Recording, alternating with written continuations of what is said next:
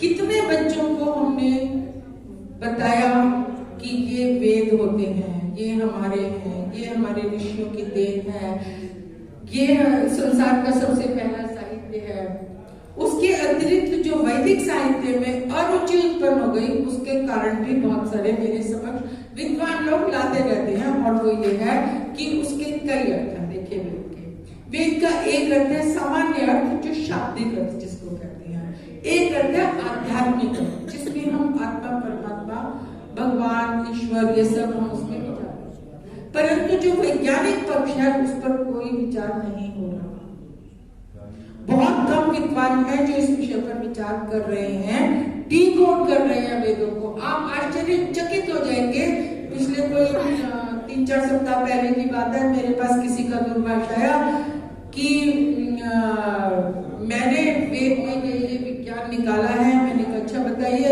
उन्होंने मुझसे 1.5 घंटा बात की और ऐसी ऐसी बातें बताई। बोले जी आप मुझे ऋग्वेद के, अथर्ववेद के, सामवेद के, भगवत गीता के इतने उन्होंने श्लोक मुझे सुनाए और कहा कि देखिए कितना विज्ञान है, यदि इस पर मुझे काम करने की सुविधा मिल जाए तो देश में भूकंप आने बंद हो जाएंगे, देश में साइक्लोन आने बंद हो जाएंगे।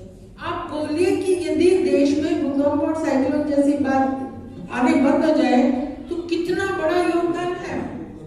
एक उसने मुझे उदाहरण दिया, उसने बहुत सारी बातें बताई। मैं तो आपको उदाहरण के रूप में थोड़ी सी बता रही हूँ कि 1877 में विश्व के वैज्ञानिकों ने ये ढूंढ के निकाला कि एक मिड ओशन रिज होता है, पूरी दुनिया में घूम रहा है, समुद्र के बीच में है, वहां से निरंतर लावा निकलता रहता है और उस लावा से नई धरती बनती रहती है।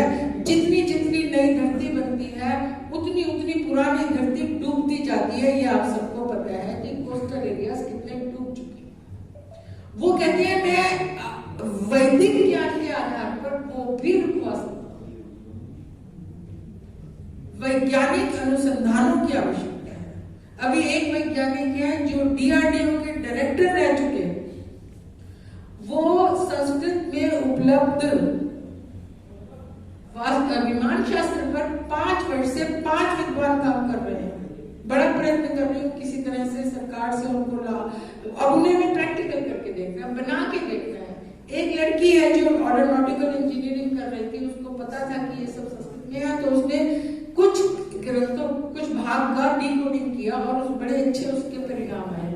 भारत में उसको सुविधा नहीं मिली, बहुत थोड़ी सी सुविधा की आवश्यकता थी। कैलिफोर्निया गई, कैलिफोर्निया में उसने जो डिवाइस बनाई थी उसका ट्यूब टेस्ट हुआ और उन्होंने स्वीकार किया कि ये उड़ सकता है। जो तुमने विमान बनाया है छोटा, तो पहले भी छोटा ही बनाया जाता है, बाद में बड़े बनते हैं, ये उड़ने की क्षमता रखता है। पहला वीडियो उस लड़की ने मुझे भेजा, भुवनेश्वर रहती थी, तो उसमें वो दिखाई दे रही थी। दूसरा वीडियो थोड़े दिन बाद किसी ने भेजा, तो उसमें से उस लड़की का भाग काट दिया गया था। वो अंग्रेज जो कैलिफोर्निया यूनिवर्सिटी का था, वो उसके ज्ञान को अपने नाम से समझ गए। अच्छा कितनी देर? अच्छा चलिए, तो बातें अनंत हैं। सबसे प्रथम आवश्यकता है हिंदुओं को स्वयं का ज्ञान हो, अपने ऋषियों मुनियों की थाती का ज्ञान हो, उन्होंने हमें क्या दिया, यदि हम महान हैं तो क्यों हैं, क्यों थे, क्यों हो सकते हैं, विश्व गुरु भारत क्यों था। मोदी जी बार बार कहते हैं विश्व गुरु, परंतु विश्व गुरु यदि भारत बनेगा, पुनः बनेगा, तो केवल अपने ज्ञान के आधार पर बनेगा। उस ज्ञान को हमें पुनः स्थापित करने की आवश्यकता है।